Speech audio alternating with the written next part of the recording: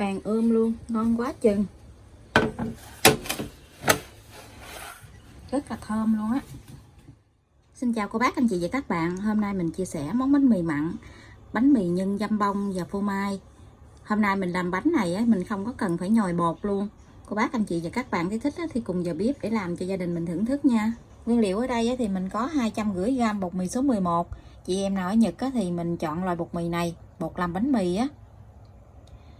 1 trái trứng gà, 6g men. Men á, thì mình dùng men này nè. 20g dầu ăn, 20g đường, 1 muỗng cà phê muối, 100ml sữa tươi không đường. Đây là phần vỏ bánh. Nhân thì mình có là thịt dăm bông, một ít ngò gí, phô mai sợi, 1 trái trứng gà, tí xíu nữa thì mình quét lên trên bánh. Thành phần nguyên liệu thì mình sẽ để dưới đường mô tả để cho cô bác anh chị dễ tham khảo nha. Mình cho trước một túi men vào trong sữa. Mình quậy cho cái men nó tan nha. Mình cho bột mì vô trong cái tô lớn gì để mình dễ trộn.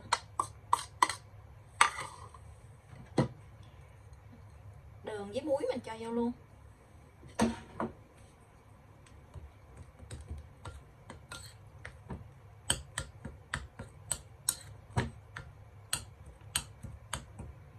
Mình cho dầu ăn vô trong bột.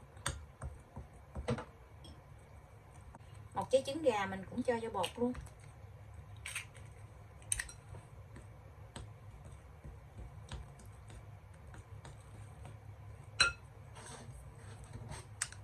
Mình cho sữa với men vô. Men giờ nó nở lên giống như gạch cua vậy đó. Mình cho hết cho.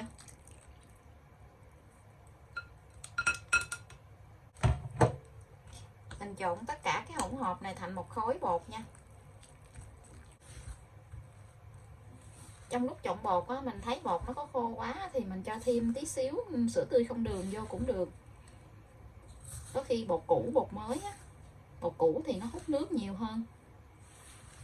Mình trộn cho cái bột này nó đều lại, không còn thấy bột khô nữa là được. Mình trộn lên vậy mình thấy cái bột của mình nó không có còn cái bột khô nữa thì mình đậy lại, mình để cho bột nghỉ 10 phút nha. Bột mình đã nghỉ 10 phút rồi, bây giờ thì mình sẽ túm cái bột này lại.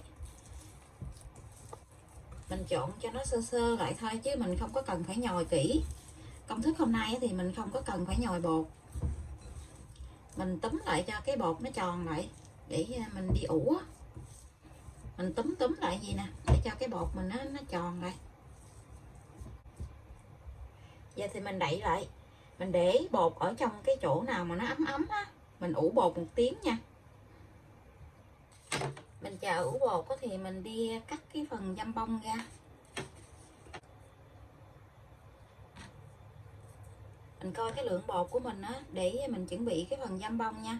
Dăm bông này thì mình làm 5 miếng gì. Mình xắt hạt lựu nhỏ nhỏ.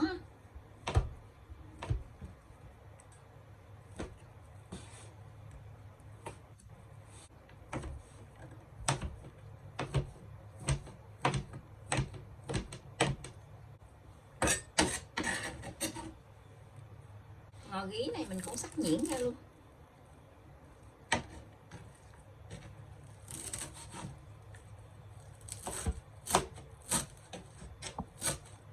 Bột mình đã ủ được 1 tiếng.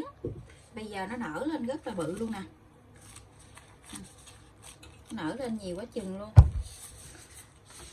Bây giờ thì mình sẽ đeo bao tay. Mình cho một tí xíu dầu ăn vô để nó không có bị dính á. Hoặc là cô bác để bột khô cũng được. Nhưng mình để dầu ăn gì á thì cái bánh của mình nó mềm, nó không có bị khô. Mình thoa luôn ở phía dưới của cái miếng chải silicon nè, hoặc là cái thớt á. Cái bột của mình nó nở lên quá chừng luôn.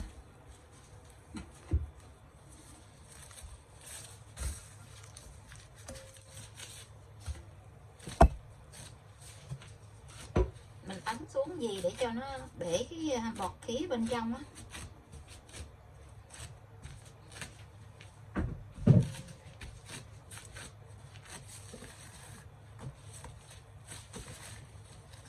xếp lại gì.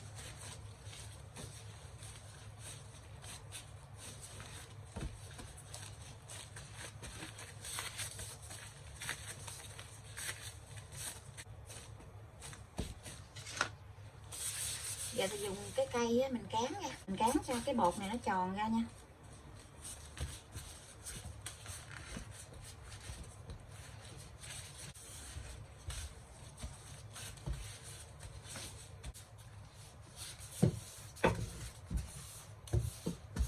Mình cán cho cái miếng bột này nó tròn ra, nó mỏng khoảng 5 ly nha.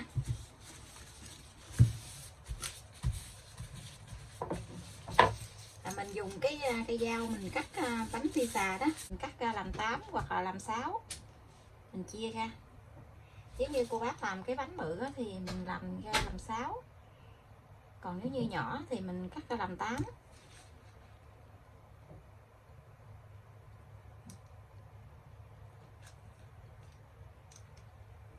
Mình chia cái bánh ra gì.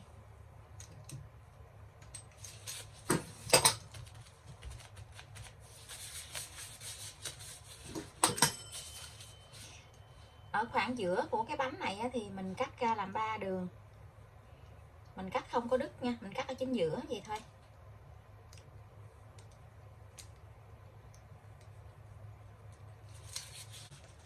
Mình cắt xong thì mình cho phô mai sợi vô. Tiếp theo thì mình cho dăm bông.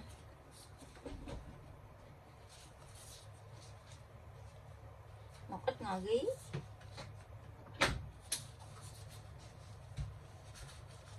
Rồi mình túm cái nhân này lại. Mình đè hai bên mép bánh vậy để cho cái nhân nó dính lại, nó đừng có bị chảy ra. Mình xay cái bánh lại gì. Mình vẽ cái bánh lại cho nó dính lại nha.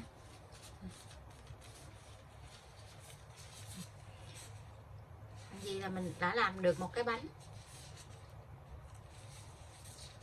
Mình lật lên cũng được mà mình lật xuống cũng được, mình lật như thế nào cũng được hết.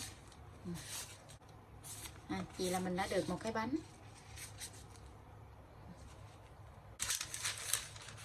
Mình xếp cái bánh này vào trong cái khay nướng luôn. Mình làm thêm một cái nữa nha. Mình cắt chính giữa của cái miếng bánh như vậy, mình cắt 3 đường. Mình cắt đừng có đứt hai đầu nha, mình cắt một chút xíu chính giữa thôi.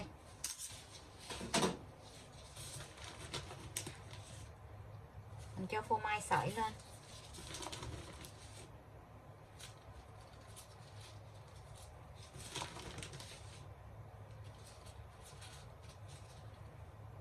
Mình cho thêm dăm bông.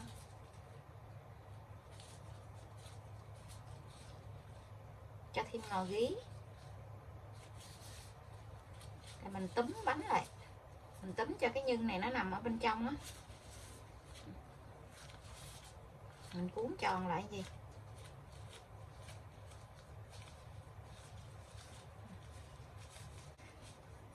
Mình làm giống như cái bánh con cua vậy đó. Vậy là mình đã được một cái bánh nữa. Tiếp tục thì mình làm cho hết cái phần bánh còn lại luôn nha.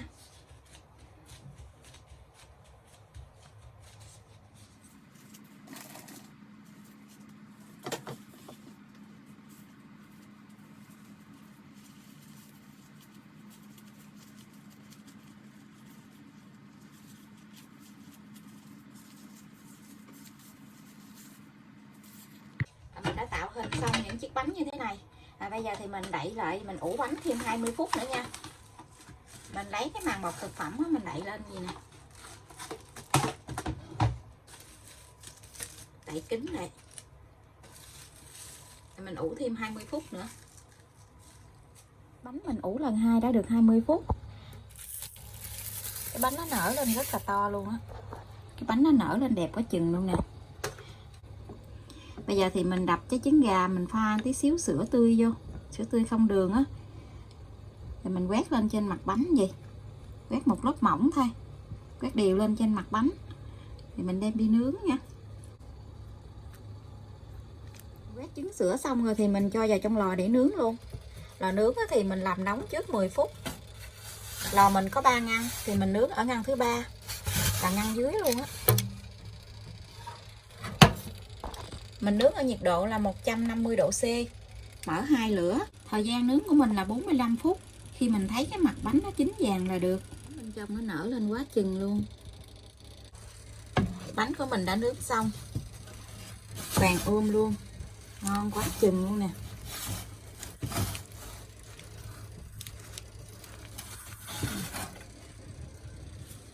Vàng luôn, ngon quá chừng.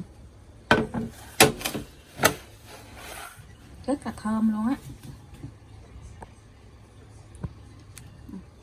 Bánh nó mềm nè. Bây giờ nó còn nóng lắm, tí xíu nó nguội rồi một chút đó thì mình bẻ ra bên trong cho cô bác anh chị về xem nha. Trời ơi, cái bánh nó mềm, rất là ngon luôn á. Coi nè. Wow, ở bên trong phô mai bên trong á nó chảy ra nè, ngon quá chừng luôn.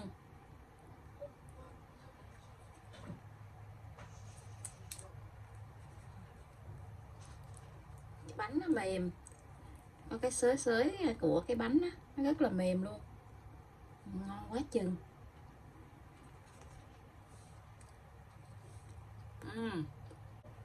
Ngon quá. Hôm nay mình làm bánh này á, thì mình không có cần phải nhồi bột, cho nên nó là bánh làm rất là nhanh luôn.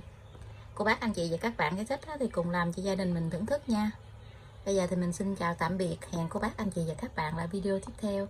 Cảm ơn cô bác anh chị và các bạn đã xem video của mình. Xin chào và hẹn gặp lại.